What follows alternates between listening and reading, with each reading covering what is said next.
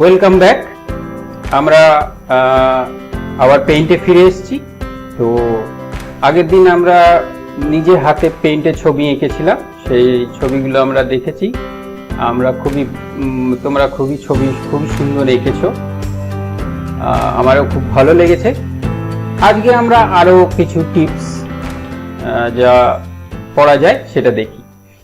তো ফার্স্ট যেটা আমরা দেখব সেটা হচ্ছে, এখানে আমি এই শেপ কমেন্ট গ্রুপটার মধ্যে এখানে দুটো অপশন আছে যেগুলো এখন ডিসেবল হয়ে রয়েছে, আউটলাইন আর ফিল।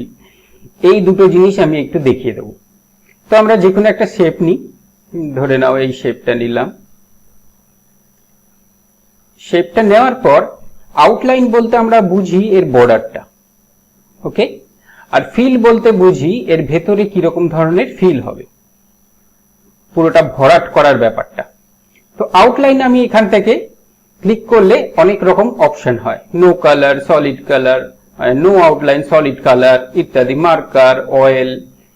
ব্যাপারটা দেখো, নো আউটলাইন মানে কোনো আউটলাইন থাকবে না, তার মানে কিন্তু শেপটা এখানে আছে। সলিড কালার যেটা আমরা সাধারণভাবে দেখি। আচ্ছা, মার্কার হলে ধরো মার্কারের মতন দাগটা পড়বে। এখানে দেখো ক্রেয়ন যদি হয় তাহলে এরকম ভাবে হয়ে যাবে, হালকা হয়ে যাবে একটু। অয়েল হলে অয়েল ব্রাশ দিয়ে রং করার মতন হবে। ন্যাচারাল পেন্সিলে যেরকম আমরা করি, কিংবা ওয়াটার কালার যেরকম হবে, ওয়াটার কালার দিয়ে ব্রাশ দিয়ে করলে যেরকম হবে সেরকম। তো এই অপশনগুলো আউটলাইনে যেরকম আছে তেমনি ফিলেতেও আছে। কিন্তু ফিল এখন এটা কাজ করছে না।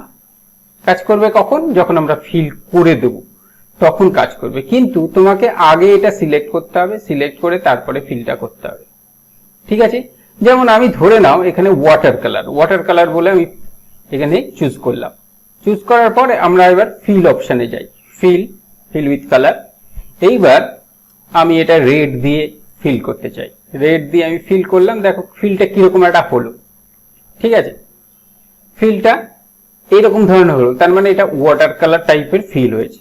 ওয়াটার কালার করলে এরকম ধরনের ফিল হয়, তাহলে বোঝা গেল। আর আমি ধরো আরেকটা শেপ নিলাম,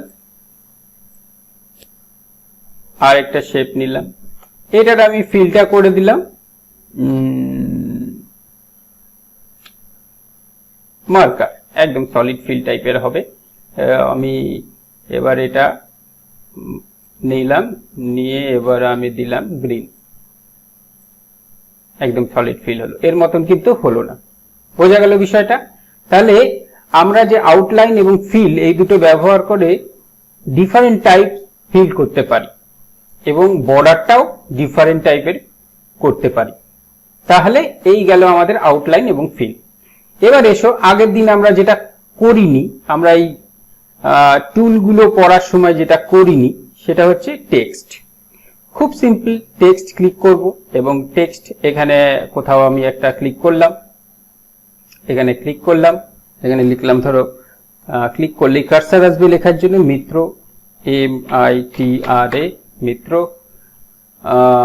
আমি এটা কালার চেঞ্জ করে দিতে পারি, এটা সিলেক্ট করতে হবে এবং তারপরে কালারটা চেঞ্জ করে দিতে হবে, কালার চেঞ্জ করতে পারি। এখানে যখনই আমরা টেক্সট এরিয়ার মধ্যে থাকবো, টেক্সট টুলটা আসবে এবং এখানে এই যে ফন্ট বলে একটা কমেন্ট গ্রুপ আসবে, ব্যাকগ্রাউন্ড বলে একটা কমেন্ট গ্রুপ আসবে। তো ফন্ট কিরকম হবে? ফন্ট হচ্ছে, আমি এখান থেকে ধরে নাও কোনো একটা ফন্ট চুজ করলাম, আমার খুব ভালো লাগে যেটা ইম্প্যাক্ট,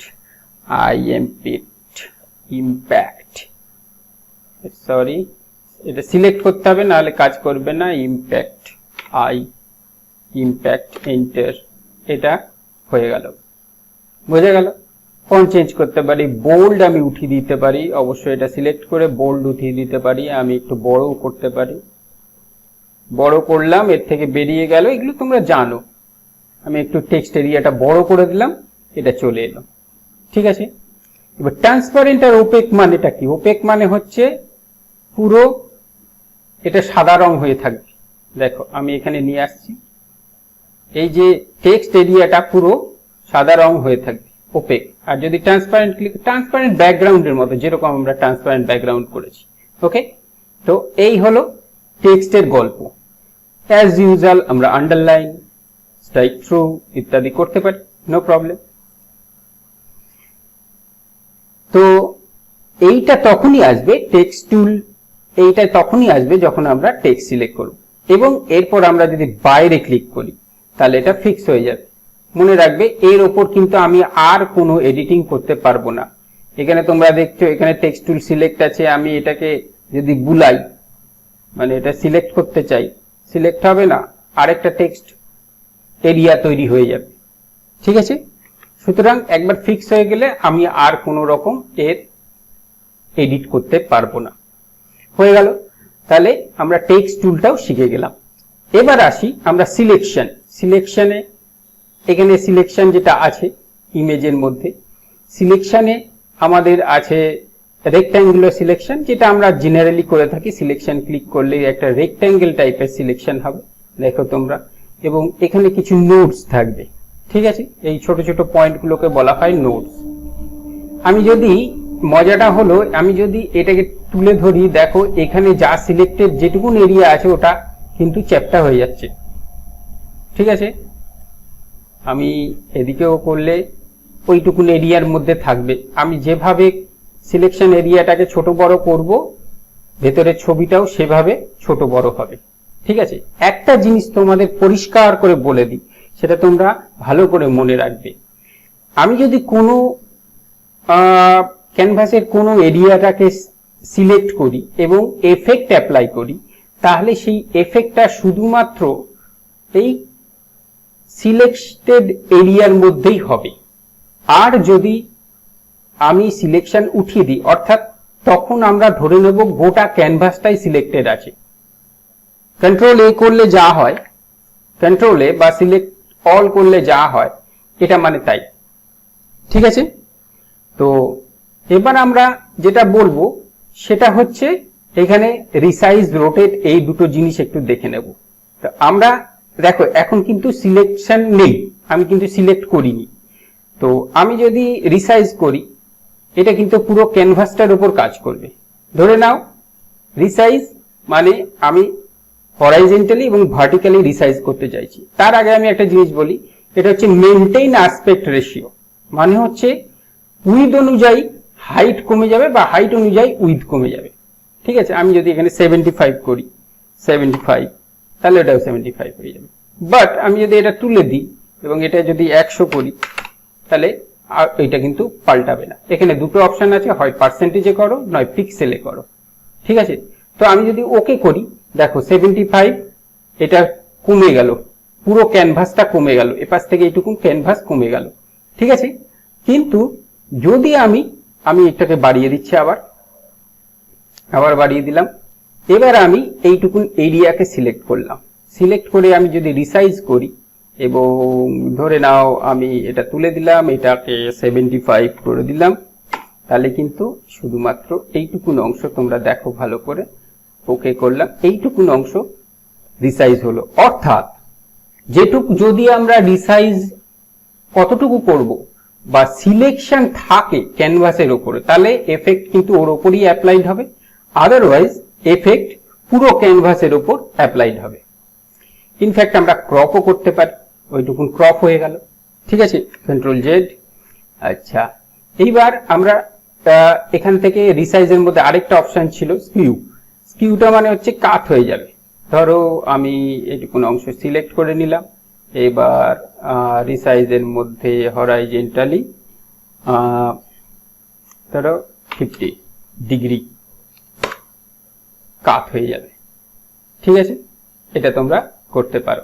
ঠিক আছে, এটা এখানে এই যে সিলেকশনটা নিয়ে যাচ্ছি, এখানে কিন্তু মিত্ররা ঢাকা পড়ে যাচ্ছে। এটা ওঠানোর জন্য কি করতে হবে, আমি কিন্তু বলেছিলাম আগের দিন, আমি আজ প্রশ্ন করব, প্রশ্নতে কিন্তু এইটা কিন্তু জিজ্ঞেস করব। ঠিক আছে, এখানে ঢাকা পড়ে যাচ্ছে, তো ফার্স্ট প্রশ্নটার উত্তর তোমরা এটা দেবে।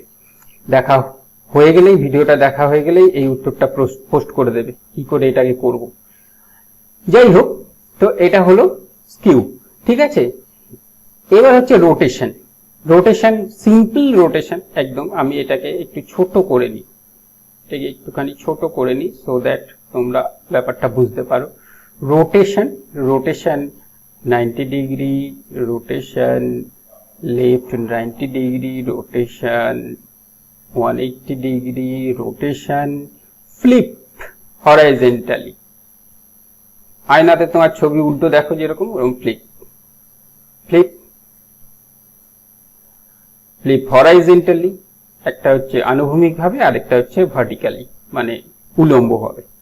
ঠিক আছে, তো এই হচ্ছে এই টুলগুলোর সমস্ত অপশন। ওকে, তো এইবার আমরা যেটা করব সেটা আমরা মোটামুটি পেইন্টকে শেষ করে ফেলেছি। ঠিক আছে, আর সেরকম কিছু নেই। আমি এখানে আরেকটা জিনিস দেখাতে চাই শুধুমাত্র, সেটা হচ্ছে